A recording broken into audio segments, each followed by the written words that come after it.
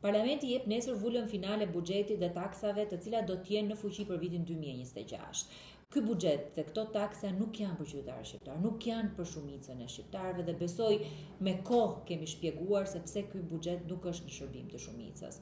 500 milion euro shtesë do dalin nga xhepat e qytetarëve shqiptar, por megjithëse nuk bijem dakord me filozofinë e qeverisë, nuk mund të rinim pa bërë disa propozime konkrete të cilët kanë dalë qoftë nga diskutimet, qoftë nga nevojat që kanë qytetarët sot. Dhe unë jam fokusuar në 3 fusha kryesore.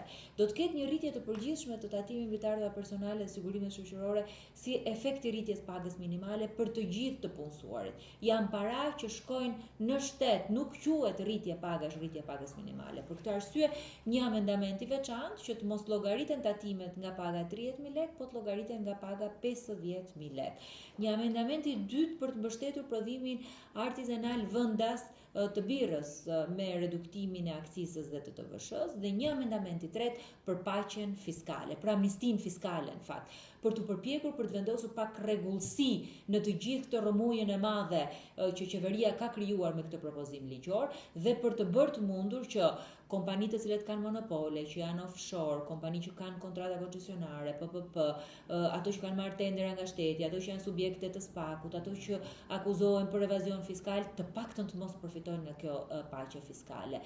Unë e di që kjo nuk e ndryshon ekonominë shqiptare. E di që vizioni i qeverisë është në një drejtim që nuk është për shumicën e qytetarëve shqiptar, po shpresoj që këto propozime të ndihmojnë pak për të çuar zërin e qytetarëve aty në parlament, ashtu siç jam angazhuar, ashtu siç do bëj çdo ditë.